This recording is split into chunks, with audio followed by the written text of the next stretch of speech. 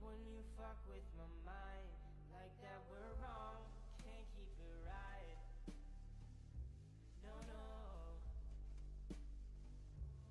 Poison, but we're perfect. See the revenge in your eyes. Spare the goodbyes, replace them with fights. Oh, put a gun, hand on the trigger. Can't pull the trigger, consumed by a figure. Me and you make one messed up masterpiece. Disaster filled dream bound to be going up in flames. You know I love the pain. We're going up in flames. We're going up. We're going.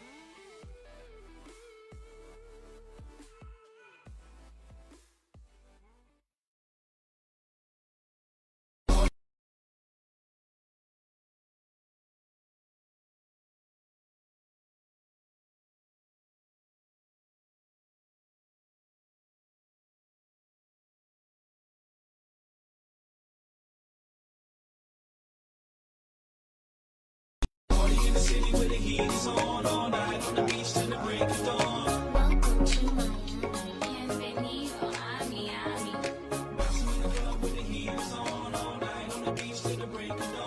Welcome to Miami.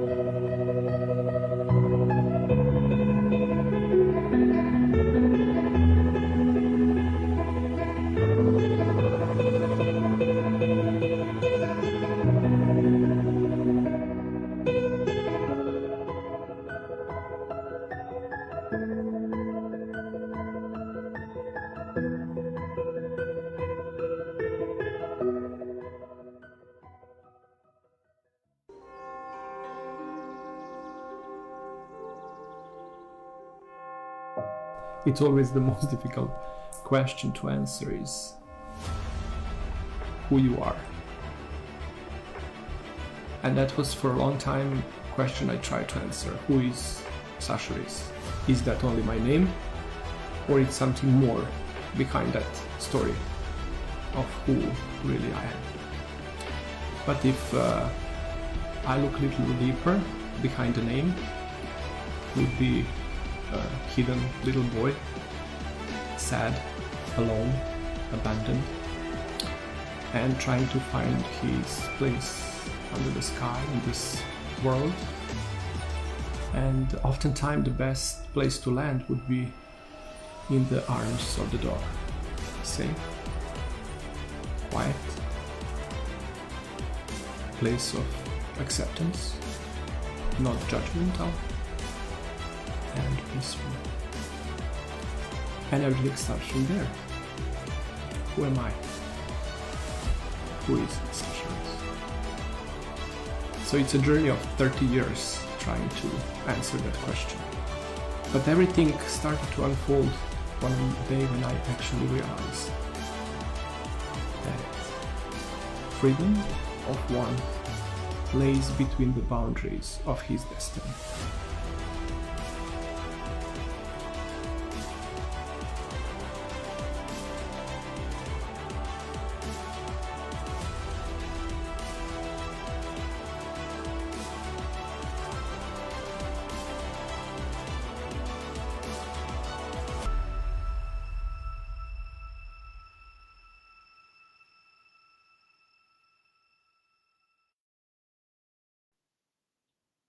And hello everyone, welcome to a new episode of this series podcast named Grooming with a Positive Mental Attitude.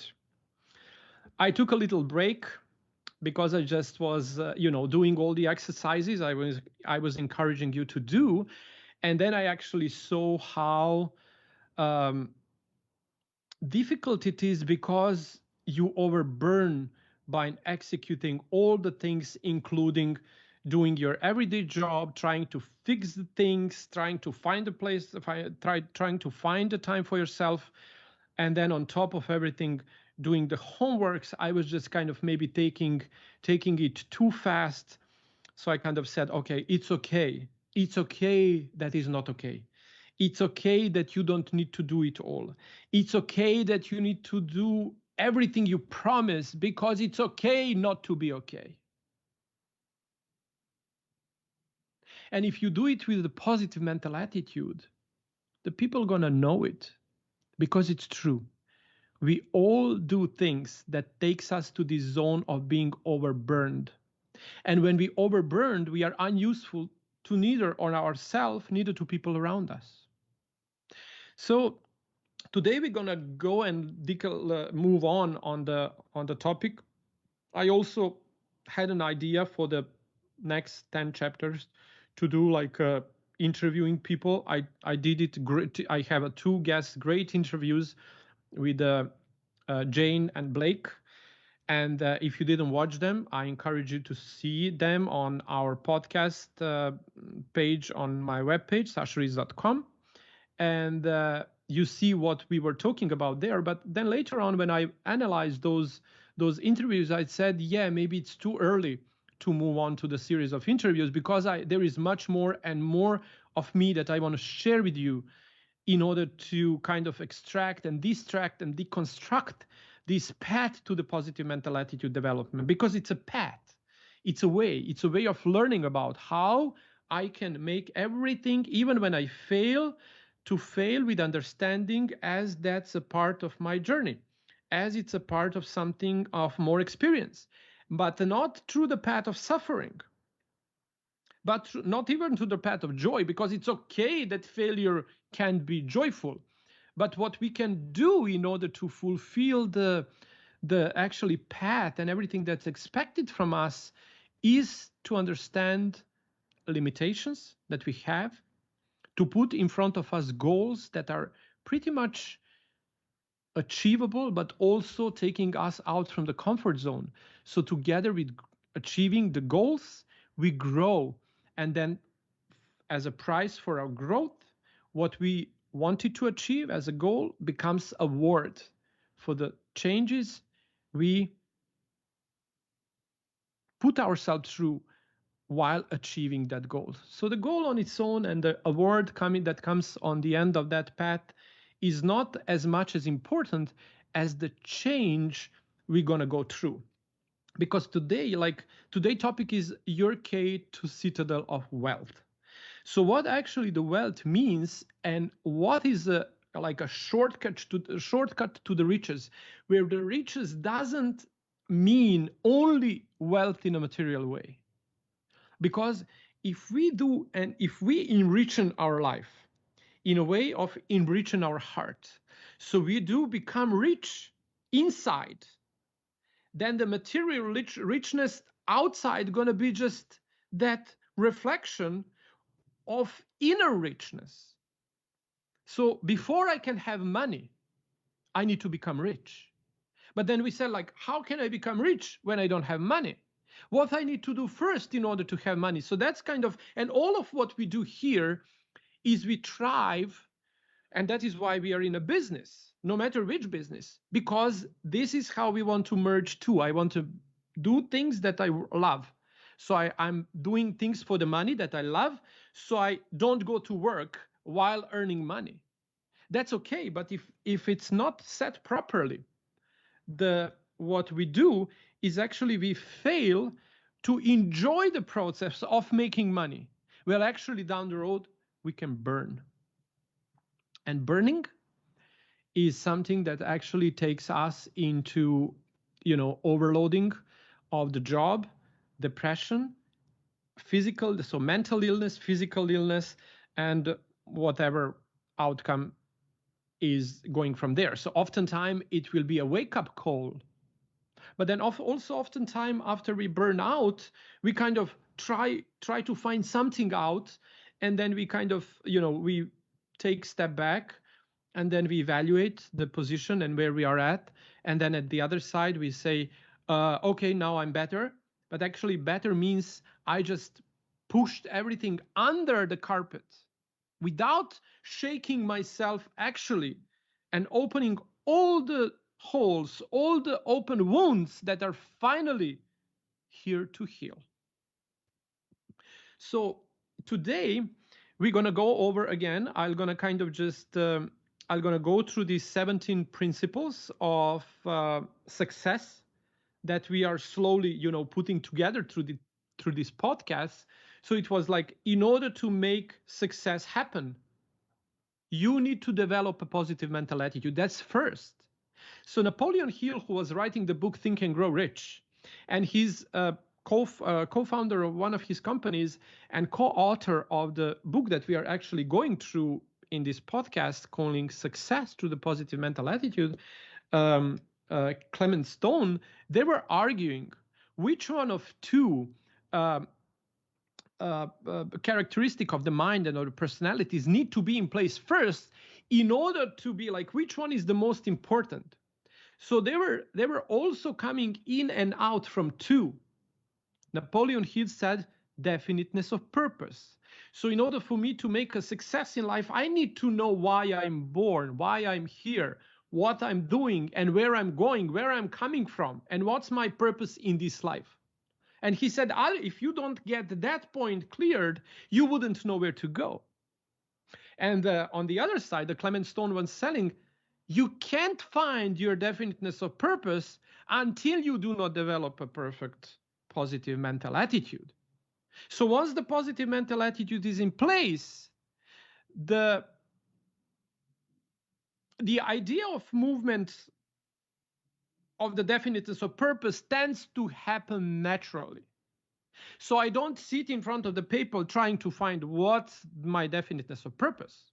So oftentimes before developing the definiteness of purpose, positive mental attitude need to be in place. So I can accept everything and everyone around me the way there or it is, without me wanting to change. And that starts with the first step, accepting myself, who I am. So in order to understand who I am, we need to understand the thinking, where the thoughts I have in my mind are coming from.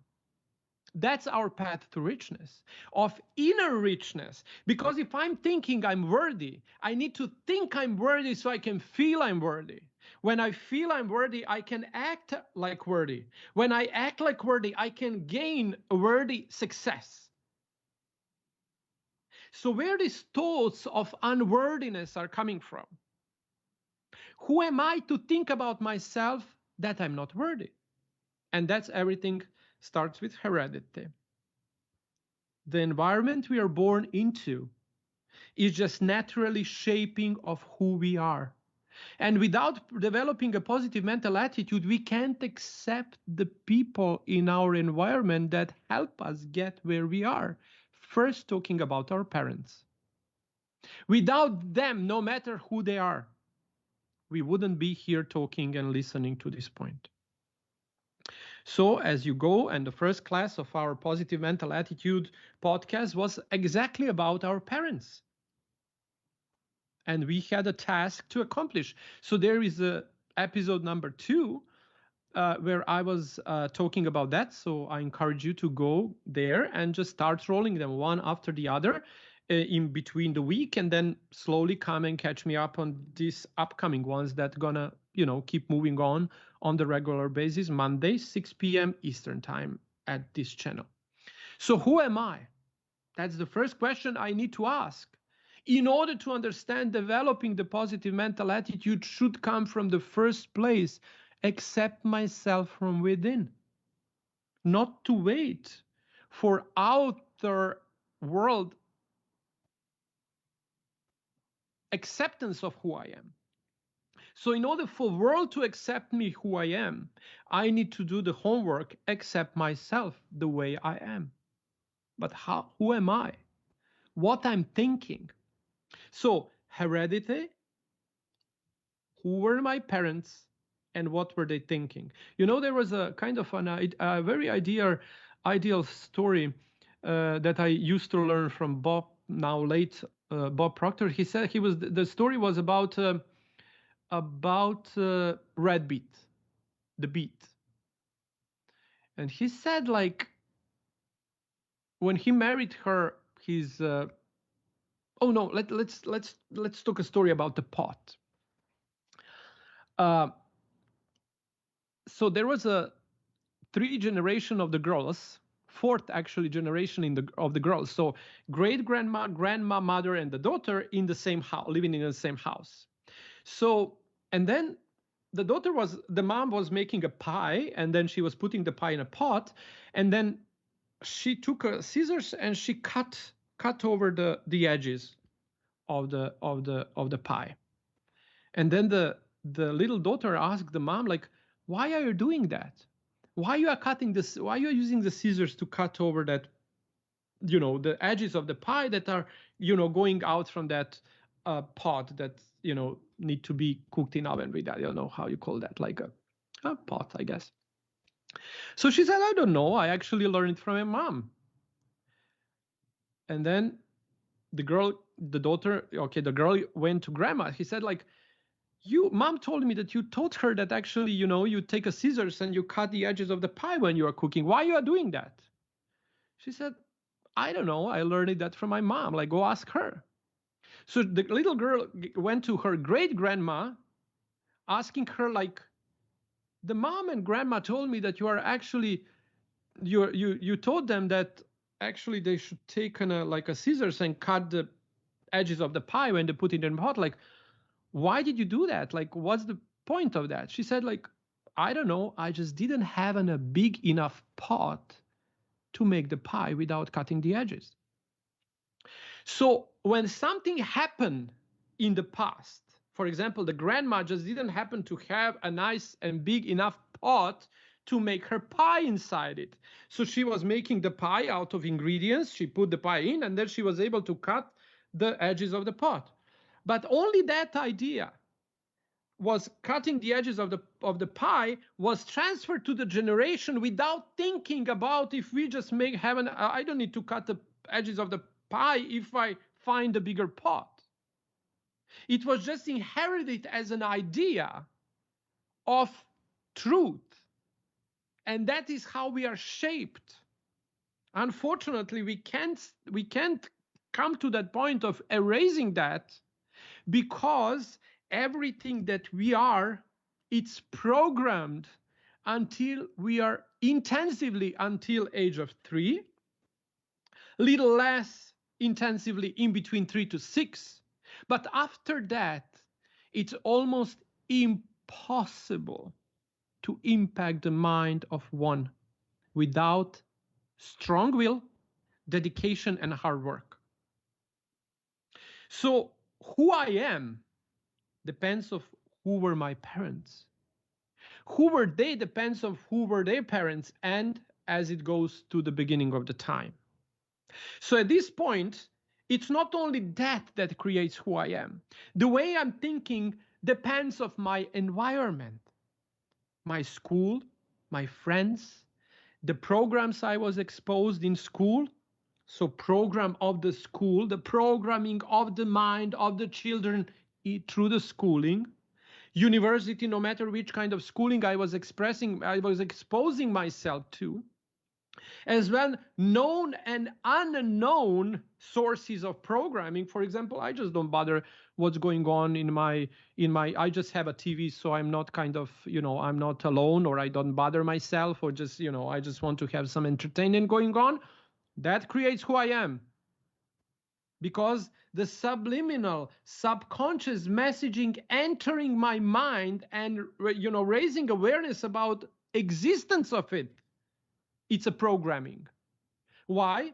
It says you take a remote control and you choose the channel. So the channel, you choose the frequency. Here you have a Netflix. On this frequency, you have a Netflix. On that frequency, you have a Fox. And on the other frequency, you have a CNN. So all of them produce some program. So when I choose the frequency, then I expose myself to the program. And what the program does, the program is programming. So if I think I'm thinking on my own and for myself, without me being disciplined enough to close myself and expose myself consciously for what I believe can serve me, I'm not thinking for myself. I'm thinking based on programming I expose myself to. So the next thing should be a subconscious mind. That's exactly what happens with the TVs and all other news and TV. So in order to create a news, they need to write a narrative. They need to write a narrative. So no matter who is writing the narrative, they are writing the program. Why it's called program? Because it's programming. So if I think that I'm thinking for myself without closing this iron curtain around my mind, I would be misled by myself. Because being exposed to all of these impacts of the mind, especially today, it's very difficult to keep yourself not exposed to this media, no matter from which level it's coming from. Is it a conspiracy theory or mainstream? Either or, it's a program.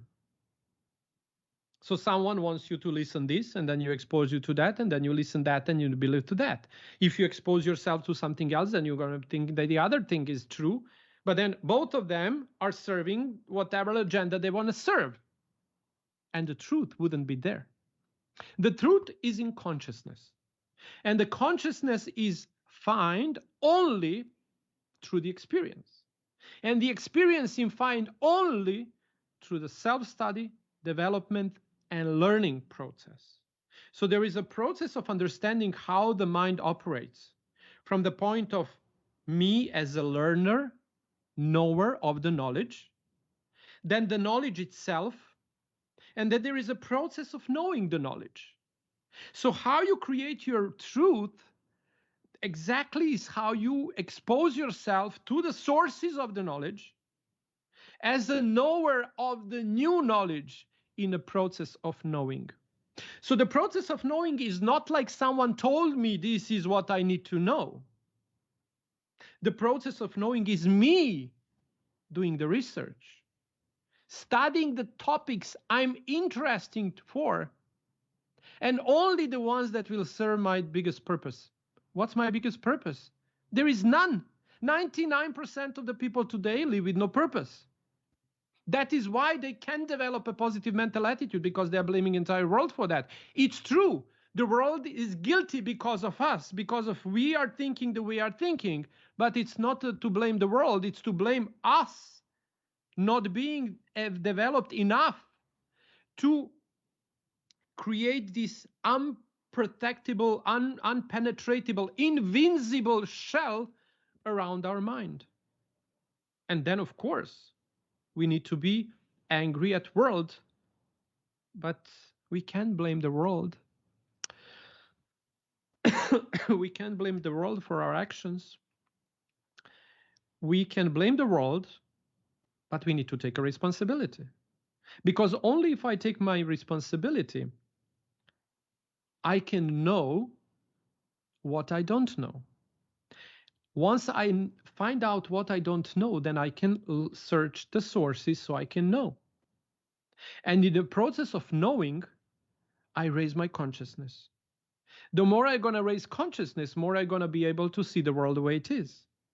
And more I see the world the way it is, faster I'm going to understand there is nothing I can do about the world rather than change one person that I'm in charge of in this world, and that's myself. Once myself becomes a self of mine, then I will be able to see where is my place in this world, and where I do feel comfortable, welcome, and accepted. And from that point, I'm going to start gaining a richness from within. The moment I'm going to become rich inside of what I possess, I'm going to be starting attracting wealth of all kind in my life. Starting from the relationships, people, friends, families, and everyone else inside my circle would be one that helps me serve my purpose. So I need to know that I'm a product. I'm a product. My thoughts are the product of who I am, my heredity, environment, my consciousness, subconscious mind, experience, and the position, particular position and directions in time and space, and something more, including powers known and unknown. The mind and the thoughts are so sophisticated things that no one ever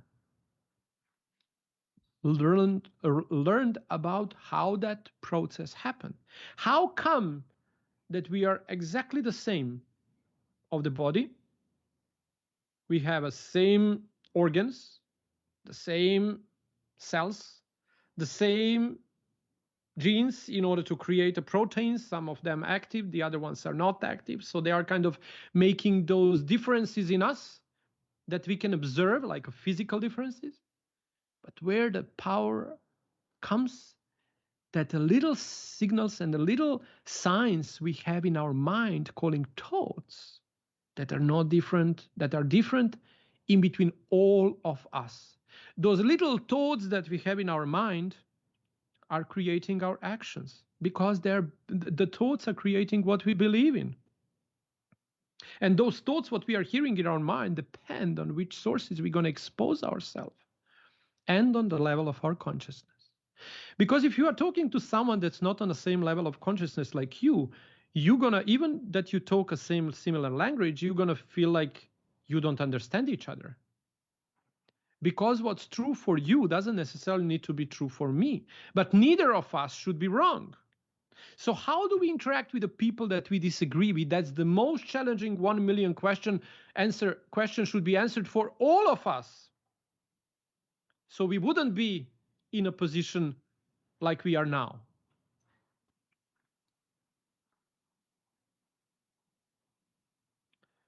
What's the point of when we are thinking with a positive mental attitude?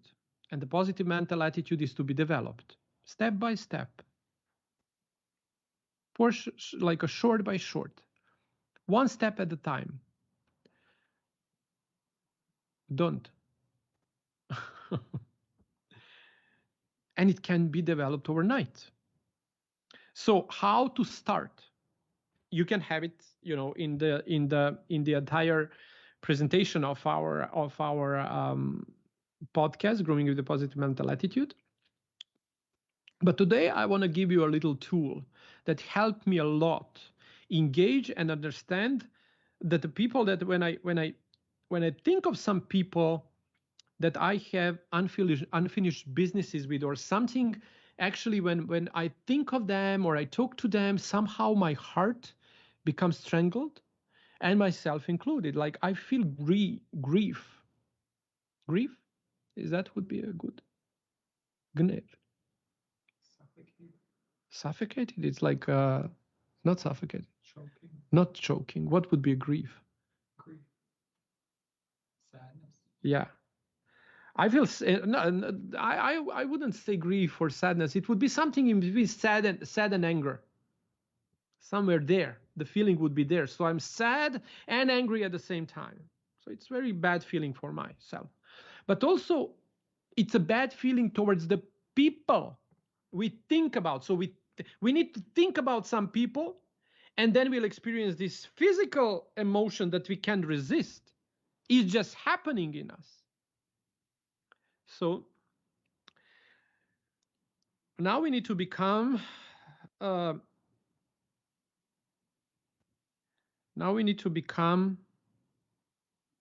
humble. Humble, and we need to put ourselves, we need to shut off, actually expose our ego to its maximum potentials, and then blow that, so the superego of ours can finally be kind of happy and can in tune with us on a level of supporting our growth. And that's the humbleness should be the work that we need to do. So you need to list people, all the people. You need to list all the people. That's a practice. So every single time we enter in this, we have this little grooming with the positive mental attitude, like a podcast. I'm kind of, I give some little task that we should kind of do through the week.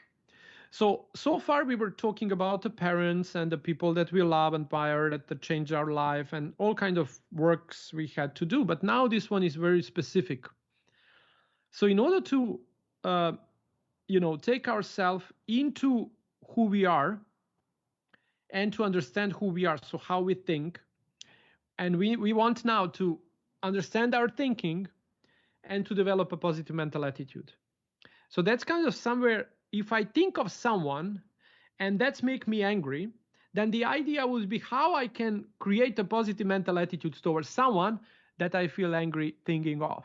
So my thoughts would be probably freezing my heart even more, and that will also impact all of my actions, no matter from what level. And even in my thinking, I just don't think of that person and it's okay, everything will vanish. No, the proof of the life comes that we're going to be exposed to those type of the people even more and more and more and more and more, until we do not come to the point of little girl asking her grandma, great grandma, why you are cutting the edges of the pie, where she would say, well, I didn't have enough big pot to feed the recipe I was having a recipe for.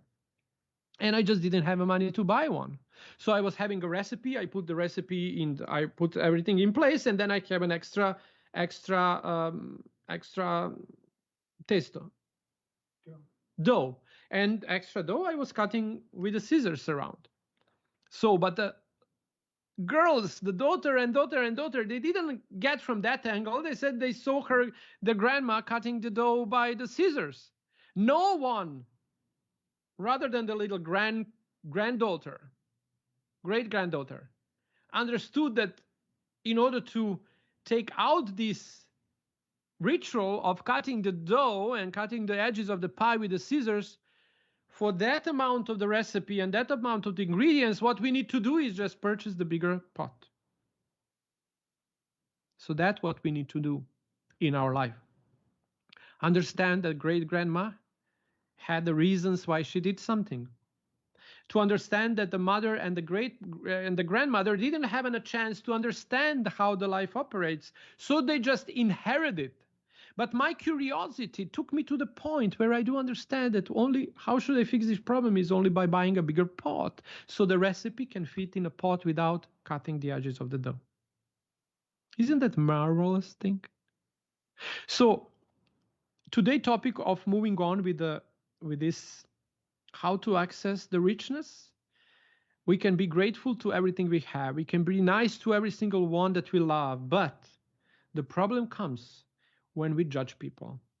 When we judge people and we interact with the people we don't like, and we cut the cords with the people we hate or hate us or did wrong to us, we need to get humble in connection with them, so our life gonna move on. How that happens? So there is a little line. It's a prayer. So we need to pray for them. And it can be, I'm going to settle you the prayer. I'm going to settle you the affirmation. And then you're gonna do this should be done. So the exercise would be, write it down on a paper. It will be a sentence.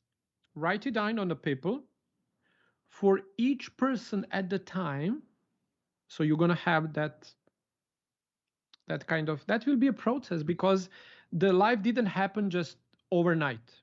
So you're gonna see that you're gonna start with one person, and then you're gonna need to do it until you don't feel anymore the bad feelings toward that person. So until you do not understand that actions he took were for good from his point of view, he was good to, and he was good and loyal to his heredity, to his environmental shaping, to his truth, and to his beliefs. And you can't blame him, because he's not guilty of those, like you are not of yours. So how the breach happens? The breach happens. God, please protect, and then God, please, or God, universe. You use whatever kind of, whatever beliefs you stand. If it's a God, God. If it's a universe, universe. If it's a cosmos, cosmos. Whatever you see, it's starting point of unmanifested abundance that all of this world is created from. So ask that, the most advantage powers creation you believe at. Ask that source to help that guy. So please, how is, please, God, please help and save, then the name of the person. And please save me in his prayers or in her prayers. That's the crucial. So you are then praying for someone's salvation, someone else's salvation, but not only that, you're asking God that someone that you don't like, don't love, or have hurted you, start praying for you as you are praying for him. God, please save and protect the name of the person, and please let me, he or her, have in their prayers.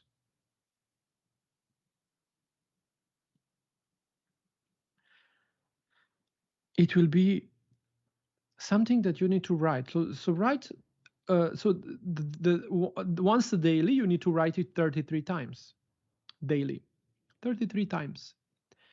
Once you do it on a daily level 33 times, and then until you do not stop feeling bad emotions towards that person. It can be week, it can be month, it can be more months. Don't stop. Because it's a crucial for developing of our positive mental attitude, needs to understand that we are not better than the other people. We are worse than them. The people that are weak and that got very easily hurt, it's actually the ones that are hurting the most. How that happens is a paradox of who is the most vulnerable people. That's in the animal kingdom, the most vulnerable people are actually the most people that are greedy of love, greedy of need. Everything belongs to me, and no one can do nothing to me, and everything is mine. And soon someone, soon someone is shaking that little bubble of theirs, they got hurt, and then entire world is hurting them. But usually I know myself, when I was thinking I'm hurt by the most people in my life, by being weak and expecting from everyone to love me the way I was pretending to be, I was actually the one that hurting everyone first before I was hurt. And that was a revelation that came out from the family constellation therapy that I become a therapist for. So I was understanding these laws and principles were actually interaction of the perpetrator and the victim, as I was all my life. I was actually all my life feeling like a victim. Everyone was hurting me. Everyone was against me. I was physically and mentally abused by a lot of people I was exposing myself to. But I was just keep exposing myself to those kind of people even more and more and more and more, until I didn't learn why I'm doing that. I was weak out of my greediness.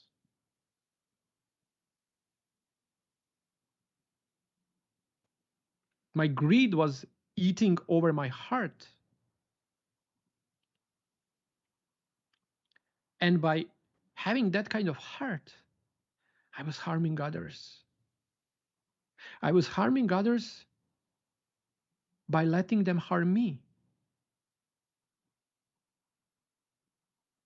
That's such a scary revelation, because at one end, I would just understand that everything that was happening to me, I did it to myself first.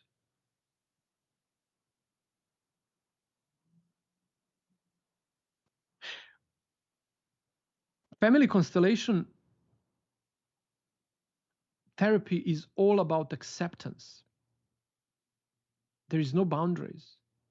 You don't create no boundaries in your life. You accept and expand. There is no place for boundaries.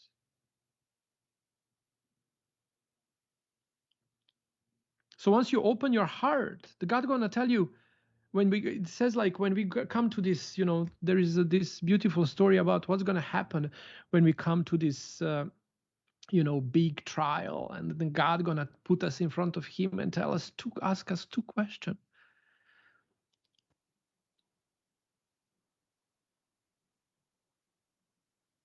Do you repent?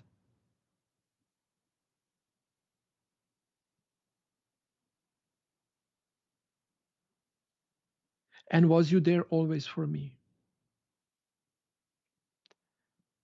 When I needed help? When I asked for money? When I needed a shelter? And they said, like, how would I recognize all of that? I said, like, there were people asking you that question. Oh, do you have something to give me? Oh, can I get something from you? And now I was setting boundaries.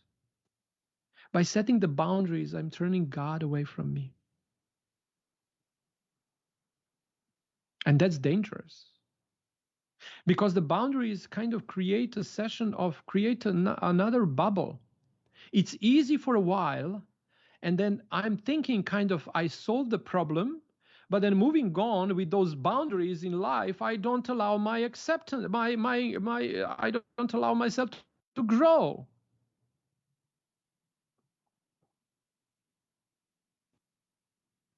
Because we are not creature of boundaries, we are creature of we are unbounded ocean of abundance.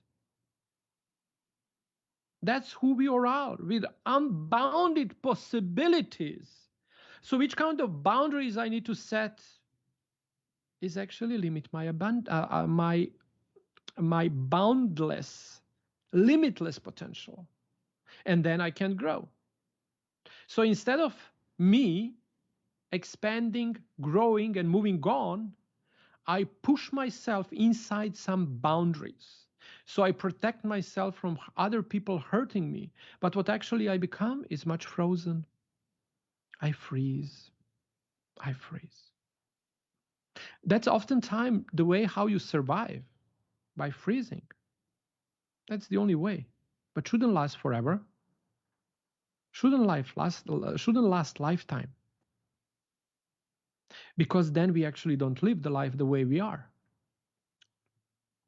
We live the life the way someone told us to do. That is, like, make a boundaries. Don't allow people to get close to you. Don't allow people to kind of to hurt you. Make boundaries. And in a family constellation therapy, that's actually contradictional. That's actually contradicting the abundance and power of one.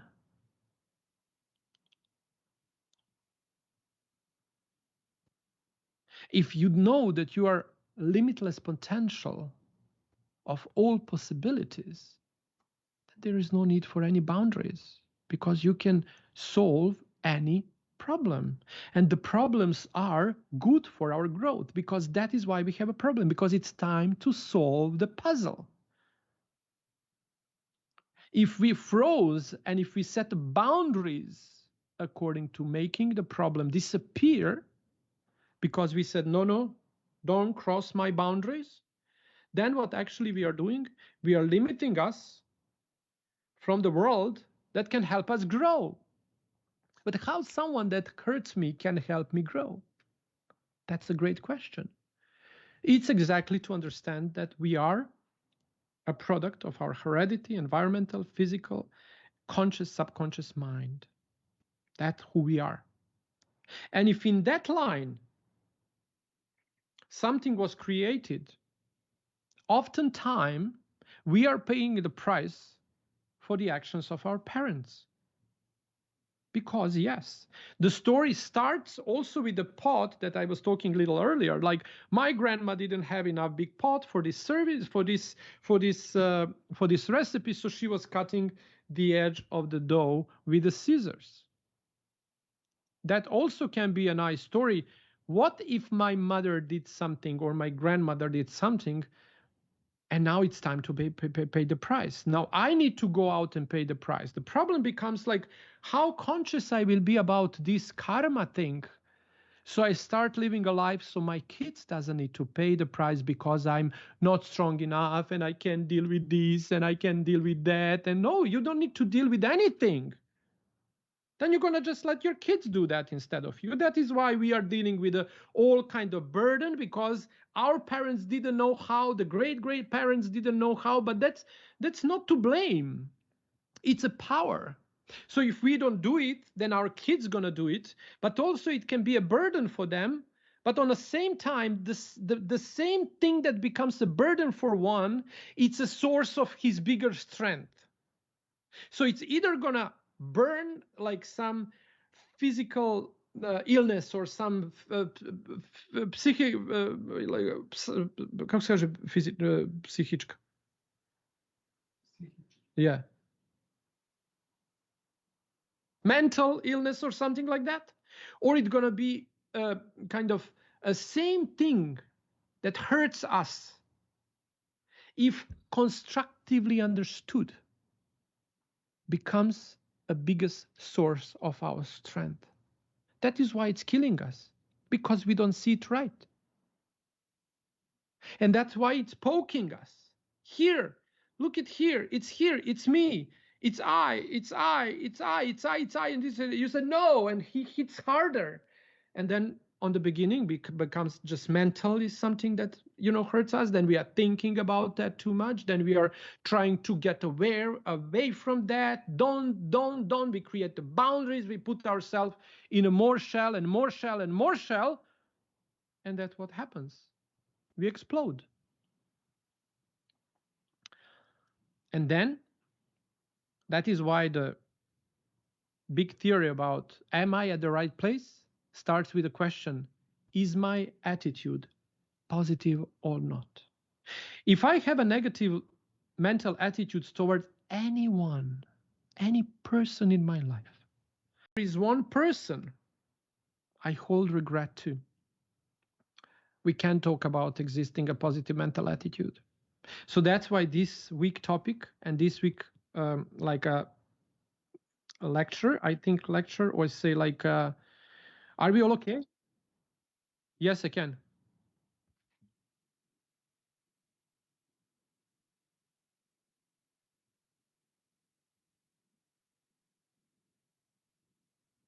Okay, I can. I guess I can. What was the last you heard? Oh, okay. Never mind. It's okay. No.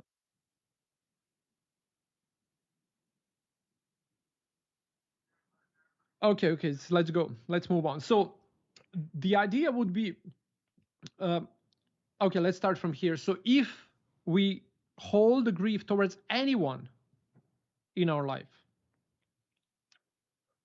we can talk that we have developed a positive mental attitude. The more you think I have a positive mental attitude, less chance would be that it is a positive mental attitude. I'm good to everyone. I'm good to and great to everyone. And look how the world is treating me. No. Ask one question. How do you treat yourself? Well, as you sow, so shall you reap. So this week, positive mental attitude development starts from saying thank you and praying for the people that hurted you. There was a reason. We kind of, in the religion of some sort, it can be called like a, sin of the past, no matter who committed the karma, call it that way. As we sow, so shall we reap. So nothing we reap, it's not sowed already. We could do it ourselves or someone did it in our behalf. The life is perfect. The law of life operates perfectly. Everything that's sowed will blossom. And oftentimes, when we get money, oftentimes the people are protected from having money. Because when you have a lot of money, then you become more of who you are. If you are good, you become better. If you are bad, you become worse. So sometimes the God itself protects us from our greediness towards life and everything to become rich. Because the money actually doesn't change us. The money improves of who and what we are. So that's where we need to start thinking about the money. If I'm rich in greed, I can become rich in money as well, but my heart's going to be more greedy and I'm going to be more greedy. If I develop a positive mental attitude before I become rich, then I become a more rich in the positive mental attitude, bringing me more positive richness and richness of all kind, including money. And then the people usually that are rich in the positive, through the positive mental attitude way, they are just, whatever they are doing, they are just giving away. But not giving away to the people so they can be seen. They write off the checks on the end of the year, so they write off some taxes. No, they are just giving. Because once you are hooked to the infinite, that source never stops blooming. So, and those people usually give to the charities without, anonymous donation. You don't know where the money, you don't know who sent the check. You don't know where the money comes from. But the money comes from the people that, the God said, do it secretly and I'm going to award you publicly. So when you feel like you need to help someone and you want them to be, you want people to see that, the question is becoming why I'm doing that. How many people I turned down that turn to me and ask, can you help me, please? Give me money. Can you give me? Can you help me? Can you borrow me? How many times I had and I didn't say, yes, I had, I'm sorry, I don't have, or I can't, or I don't want to. Because I know once I give money to someone, he becomes more than what he is. So I'm the one that judges, is this person good or not? Who am I? Maybe the God just covered himself through the mouth of this man asking me for the money. And then I, on the big judgment when it comes, I said, like, I offered you possibility to pay it off. And you said no, because you was thinking you are bigger than that guy that asked you for the money. More I in tune to this, more I cash I want. Oftentimes I didn't want to have a cash in my pocket. So I don't give it to the, to the homeless people that are asking for the money all the time, because I said like, oh my God. And then I had a whole drama going on through my life. Through my mind, putting myself on a pedestal. I'm the one that can judge who gonna get the money, but who not. But more I work on this positive mental attitude, understanding that there is so much more to gain through this knowledge, I take care about that I always have a cash in my pocket, and every single time someone asks, I would give with the words, thank you. It's all gonna be okay. Trying to feel humbleness toward the question, can you please help me? I don't go in the question, what's he gonna do with the money? Go buy crack, buy weed, buy alcohol, buy this, buy that. No. I'm in that moment, I'm talking to myself and to the God. Thank you for approaching me. Thank you for trusting I have. And thank you for a possibility to grow. In the humble and serene, I still couldn't. I know I need to be honest. When I kind of started giving money and I said this, I forced myself to say these things, but more and more I feel defrosted. Thank you. Not waiting for them to tell me thank you. No, saying thank you and saying again, it's all gonna be okay. I never know, maybe the God's will would be that tomorrow I might end up being one of them. You never know. So the task for this week is pretty much huge. Trying to meet and make a bridge in between me and the people that hurted me in life is not an easy task. And not only that I ask myself to do that, but I ask to be smaller than they are, understanding that there must be some biggest force forcing them to do something bad to me. And I need to understand that my place, not from the point of victim, my place in that relationship was for my own growth. And that's the way how you kind of bridge the gap in between someone you hate and our heart. So the slowly we get into the picture of understanding that once thinking and praying for someone, we can defrost our heart towards someone and slowly develop a relationship. Not necessarily it's going to end up being a relationship, but more likely it's going to become understanding. We might never talk to that people, but doesn't matter. Once we start thinking of them, our heart going to become much more serene. And that's how we actually say yes to the life. That's how we say yes to everything that happened to me. And that is how we say yes to the future. That's the only way that we can do yes to the future through everyone that shaped me the way I am.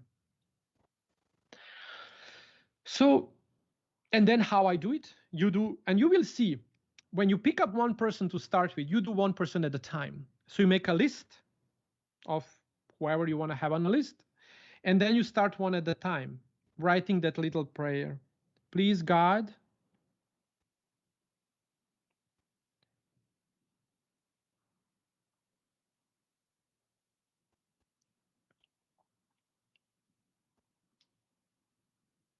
help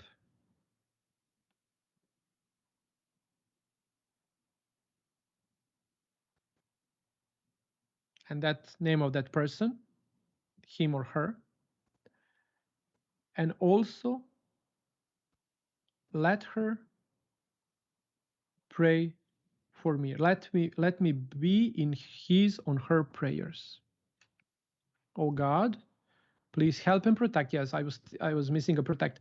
Oh God, please God, universe, cosmos, whatever you think, Vishnu, whoever you are praying to, you say, please God, help and protect. And then the name of the person that we don't like, or we hate, or we have some, we think they hate us, whatever. And please let he or her, or let me be in her or his prayers. So that's putting us on a level under the people that we hate. That's very important. Because until we think that we need to be, that we are judging, that makes our heart more greedy, full of grave, becomes the grave of our own grief, sadness, and sorrow. and then we can't actually get to the level of developing a positive mental attitude, then we don't even know, are we at the right place? Because we don't know, is this our definiteness of purpose, or it's a running away possibilities? So we don't think about life. Thank you so much for this time. And what does all of this has to do with the grooming and with the dogs? That's why we serve dogs, because we can't serve people. We are usually turned to the dogs because we were hurt so much of the people. And that is why I keep coming back to this point of understanding and bringing the family constellation into the grooming industry by offering private classes and group classes and everything. If you want to reach to me, look, you can write me an email, you can hit me a message, no matter on Instagram, it's Sasha Riess, on Facebook, it's Sasha Riess World or Sasha Riess Academy, info or sasha@sashariess.com or sashariess.com, message, whatever, you can find me and we can work. I certify myself under the greatest teachers in the field of family constellation. I healed my life, I healed my soul. I'm still on a path of healing, but I see the picture. I much more enjoy dogs now than I did when I had them as an excuse of moving away from people. And finally, I can see the people and I can serve the people. And I'm so happy because of that. That's why I keep doing this family constellation thing and this world of moving on with the life and with this beautiful idea of serving you from some other path, from some other angle, and from some other stage. Thank you so much for being with me. Thank you for tuning in.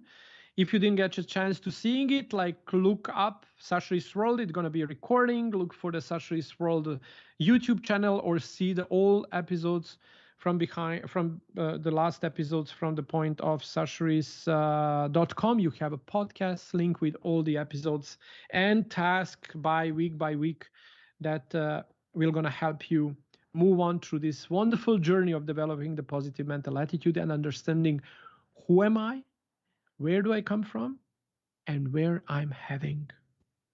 Wish you the blessed and wonderful week ahead. See you next Monday at the same place, at the same time, 6 p.m. Eastern time, at the Facebook stream live and Sasha Riess Academy live. Thank you and God bless you all. Good night.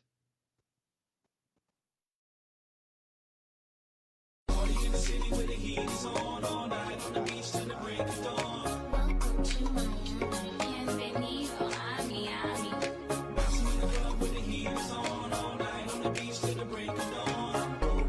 Miami.